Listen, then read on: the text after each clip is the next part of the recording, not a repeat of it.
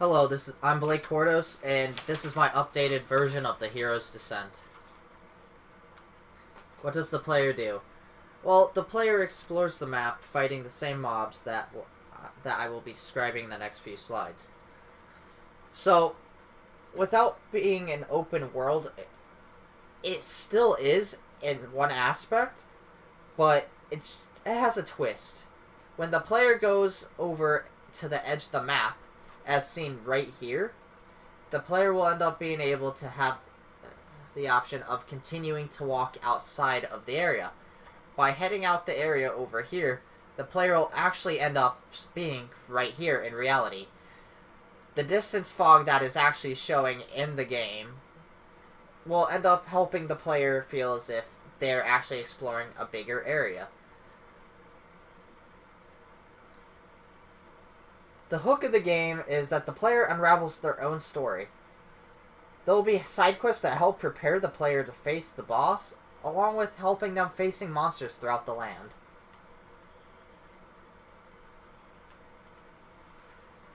The basic rules of the game are of an open world experience. You'll be able to explore all that you can see with a twist. The reason I say with the twist is because previously shown in slide number 2, or pretty much the first slide that you saw after the opening, is that, well, it's not an open world, but it is an imaginary open world, because it changes how the player actually goes throughout it. What I mean by that is that even though the player is walking into the same area over and over, it will seem as if they are an open world, because it ends up being continuous, where they keep going in one direction. Obviously, hurting the innocent is still going to be not allowed. The reason I say that is because you are a hero still. That part does not change. You want to protect the people you're fighting for, not hurt them. The player's goal?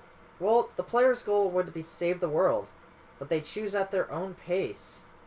They could go straight to the boss, but only after their first playthrough. The reason why I have them go through the first playthrough before being able to go straight for the final boss is because I don't want the player to go and just beat the game in a matter of minutes. I want them to experience the rest of the game, experience the storyline, the side quests, the environment. I want them to grow attached to what the game that they're dealing with. The antagonizing forces would obviously still be monsters, because, let's face it, what kind of hero would you be if there was no one that you could end up facing, whether it be super villains, normal villains, like burglars, thieves, and even monsters? Well, monsters, you'll be coming across them throughout your entire journey, along with thieves on the road. But here's the thing, they'll be of all shapes and sizes, which means that they could be anywhere from like goblins or wolves all the way up into ogres and giants. But still, I find that yourself is the biggest threat.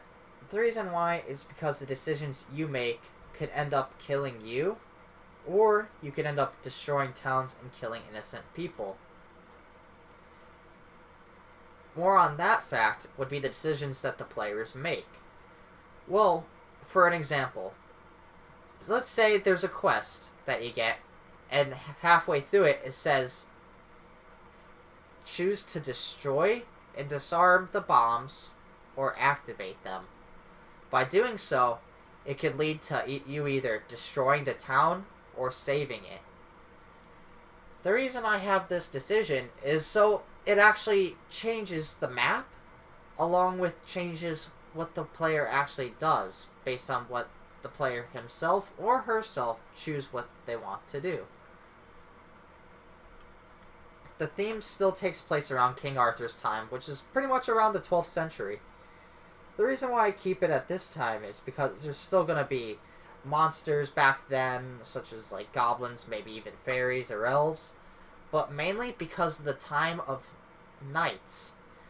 You'll be able to traverse throughout the world, or at least this area or section of it. The reason why I want it to be around this time is so the player actually has a logical explanation for being able to adventure, rather than being able to go and do that in today's time. The view and perspective went from third person into first person. That way the player feels more involved and gets to see it through the character's eyes. The games that it's like would still be around Skyrim's, just because it's a open world experience. Assassin's Creed, because that game doesn't tolerate innocents being hurt or killed, and this game, it doesn't tolerate as well. The reason why it's close to Fable is because it's the player has a choice, and it each unravels to a different map along with how the player is. The possibilities that this creates is hours of gameplay and replay value, along with the fact that it ends up having kind of a learning experience for the player.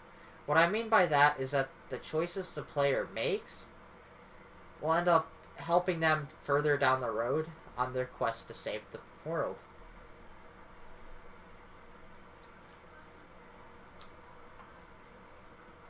The risk in making this idea, well, there's many games like this, and it could be difficult to create. The reason why I say this is because there's going to be several different instances, but at the same time, it's not going to be too many, so it will be doable within a 4-month time. It may not seem like it, but through plenty hard work, almost anything can be done, especially a game like this. All it really needs is an open world, along with some buildings, trees.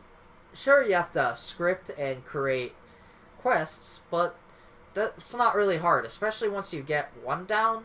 It'll be easier to do the rest because you'll know what to do. Anyways, this is my updated version of the Hero's Descent. I hope you enjoyed. Have yourself a nice day. Thanks for watching.